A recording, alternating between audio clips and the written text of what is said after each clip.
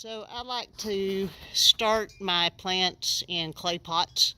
I have many different sizes of clay pots, different colors, different styles. I don't even know where I get all my clay pots from. They just seem to migrate to me. So depending on what I've planted before, where I've gotten them, every spring I like to wash my pots. And sometimes I just use plain rainwater to wash them out. Rainwater, using water that's already there and using it for another purpose again.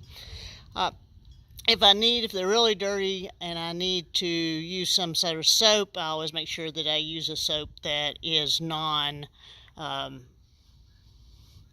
soap. So wash the pots, and then another thing about sustainability is after the pots are washed, I still use that rainwater that I had washing those pots, and then I'm going to put it in my compost bucket and clean that out. So that's just a tip about thinking cradle to cradle concept, because when I get finished with it from the compost, that water will go on my flowers. So just enjoy the day.